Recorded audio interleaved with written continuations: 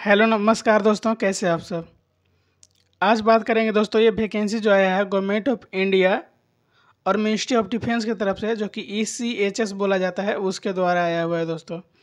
सबसे पहले जानना जरूरी है कि ये एक सर्विसमैन के लिए है, क्या इसमें फ्रेश कैंडिडेट अप्लाई कर सकते हैं कि नहीं। तो बिल्कुल कर सकते हैं दोस्तों। यहाँ पर देखिए, आपको साफ साफ देखा हुआ मिल जाएगा यहाँ पर कि ECHS सेल हेडक्वार्टर जो है तेलंगाना में या आंध्र प्रदेश सब एरिया है इसका। इनवाइट किया है application for engagement of medical and पारा मेडिकल, दोनों पोस्ट के लिए है। यहाँ पर मेडिकल और पारा मेडिकल के लिए non medical staff on contractual basis for period of 12 month for ESM। ये समझने की ज़रूरत है। मतलब ESM का मतलब होता है एक सर्विसमैन के लिए 12 मंथ यानी कि 12 महीना, एंड विडो ऑफ डिकेट्स जो होते हैं सोल्जर, मतलब जो सोल्जर के वाइफ होते हैं, जो सोल्जर शहीद हो जाते हैं, उनके जो महिलाएं होती हैं उनके लिए, और 11 मंथ फॉर सिविलियन के लिए। सिविलियन मतलब हो गया जनरल कैंडिडेट या फिर एक्स कैंडिडेट कह सकते हैं। तो ये सबसे पहले क्लियर हो गया। अब बात करेंगे दोस्तों यहाँ पर पोस्ट का, और उसके बाद करेंगे अप्लाई कैसे करना है, बिल्कुल स्टेप बाय स्टेप। इसका एप्लीकेशन फॉर्म कैसे डाउनलोड करना है वो भी, और कैसे भरना है वो भी, और कहाँ भेजना है, कैसे भेजना है वो भी, सारा बात करेंगे इसमें। थोड़ा सा वीडियो में बने रहिएगा। यहाँ पर पोस्ट भी देख लेते हैं दोस्तों। सबसे पहले जो पोस्ट है यहाँ पर वेल्सी पॉलीक्लिनिक के लिए है, जिसमें ग्रेजुएट होना चाहिए, रिटायर्ड होना चाहिए, defence officer, drawing pension from CDA जो होता है उसके तहत 75,000 इन लोगों का पेमेंट है, और टोटल 6 गो वैकेंसी है। ये लोकेशन दिया गया है वैकेंसी का कि कहाँ कहाँ है। इसी तरह सारा पोस्ट के लिए है। यहाँ पर मेडिकल ऑफिसर का है, डेंटल ऑफिसर का है, फार्मासिस्ट का है। ठीक है, जो फार्मासिस्ट का है दोस्तों यहाँ पर, उसके लिए B फार्मेसी चाहिए। या तो आपको B फार्मा हो, या 10+2 और D फार्मा हो, दोनों कैंडिडेट भर सकते हैं। कोई दिक्कत वाली बात यहाँ पर नहीं है। इसके लिए 28,000 पेमेंट रखा गया है। टोटल 13 गो पोस्ट है, और ये पोस्ट जो है ना, ये ऑल इंडिया कैंडिडेट्स के लिए है। ऑल इंडिया वाले अप्लाई कर सकते हैं। ये कोई यहाँ पर नहीं है कि आपको स्टेट काउंसिल से रजिस्ट्रेशन चाहिए या कोई स्पेसिफिक स्टेट वाले भर सकते हैं, ऐसा नहीं है। कोई भी भर सकते हैं। यहाँ पर देख सकते हैं, इसके लिए आपको फार्मेसी के लिए जो ऊपर में दिया गया था कि कहाँ पर पोस्टिंग होगा, वैकेंसी है, उसके लिए यहाँ पर जो ECHS का हेडक्वार्टर है उनका यहाँ पर नाम दिया हुआ है। फिर है लैब टेक्नीशियन के लिए। लैब टेक्नीशियन के लिए आपको same BSc medical lab technician में होना चाहिए, या 10+2 साइंस से होना चाहिए, और DMLT होना चाहिए। अच्छी बात यह है दोस्तों कि इसमें किसी भी तरह का कोई एक्सपीरियंस नहीं मांगा जा रहा है। नहीं तो बहुत सारे पद आता है जिसमें 5 साल 10 साल 8 साल एक्सपीरियंस मांगा जाता है, वो भी मिनिमम 100 बेड का। इसमें ऐसा कुछ नहीं है। ठीक है, यहाँ पर पोस्ट भी है 8।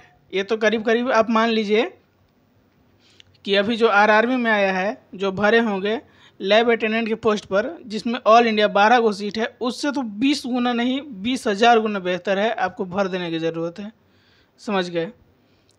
और यहाँ पर आता है नीचे फिर लैब असिस्टेंट के लिए। इसमें आपको DMLT होना चाहिए, क्लास 1 लैब कोर्स होना चाहिए, वो भी आर्म फोर्स से। ये आर्म फोर्स वाले के लिए है। इसमें भी 28,100 है। आपको 3 ही पोस्ट है। ये कहाँ पर वैकेंसी है उसका डिटेल यहाँ पर दिया हुआ है। अगला जो पोस्ट है दोस्तों यहाँ पर, ये है नर्सिंग असिस्टेंट के लिए। इन लोगों के लिए BSc नर्सिंग या GNM या डिप्लोमा होना चाहिए, क्लास 1 नर्सिंग असिस्टेंट कोर्स किए हों आर्म फोर्सेस से। इसमें 11 को पोस्ट है, टोटल 28,100 पेमेंट है, जो कि सेम है।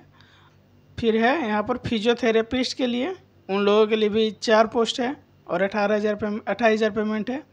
ये डिप्लोमा सर्टिफिकेट किए होंगे या IT नेटवर्किंग या कंप्यूटर एप्लीकेशन में, उनके लिए है IT नेट टेक के जो है उसके लिए। इसमें सिकंदराबाद में है, 2 ही पोस्ट है, और 28,100 सेम वेतन है इन लोगों का भी। डाटा एंट्री ऑपरेटर या क्लर्क कह सकते हैं।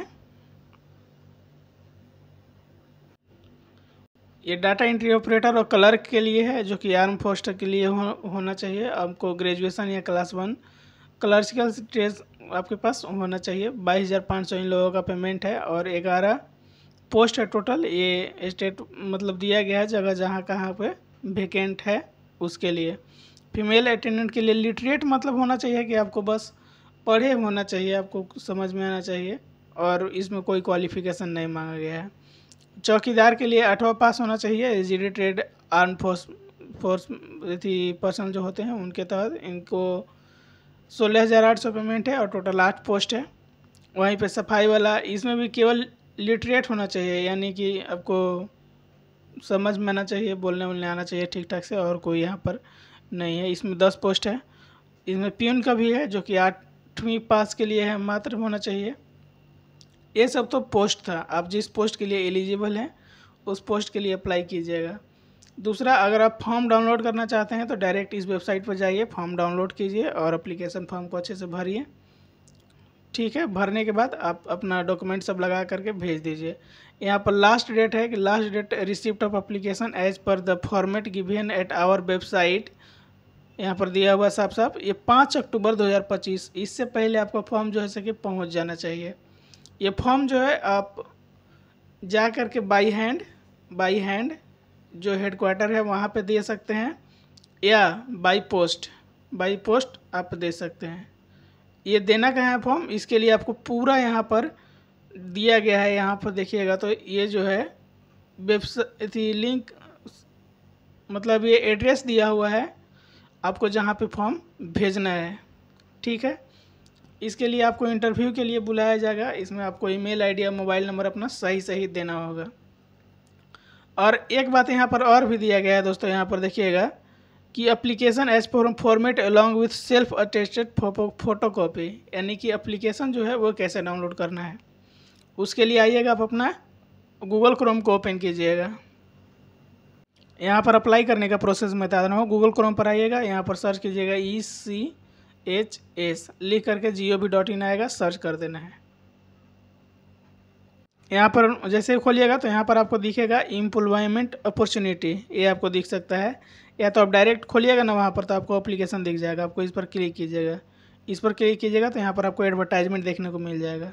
ठीक है, नीचे आइएगा तो आपको एडवर्टाइजमेंट देखने को मिल जाएगा। यहाँ पर और नीचे आइएगा एक बात, तो ये जो मैंने आपको दिखाया है अभी, ये जो है सकी हैदराबाद का था, आप वहाँ से डाउनलोड कर सकते हैं। ये बहुत सारा है, इसमें हमेशा कहीं ना कहीं का आता हुआ रहता है। देख सकते हैं बहुत सारा पोस्ट है, बहुत सारे जगह के लिए अलग अलग बना हुआ है, जिसमें कोलकाता है, जम्मू कश्मीर है, जयपुर वगैरह जो है। लेकिन हम लोग जो इस भर्ती की बात किए हैं जिसमें ये 13 नंबर पर जो है ये हैदराबाद वाला है, इसमें आपको इंटरव्यू डेट नहीं दिया गया है, बाकी सबको दे दिया गया है। जिनका दे दिया गया है यहाँ पर देख सकते हैं, दिया गया है 9 to 11 सितंबर को। इसका विल भी इंटीमेटेड लिखा गया है, यानी कि आपको जो ईमेल और फ़ोन नंबर दीजिएगा उसके माध्यम से बताया जाएगा।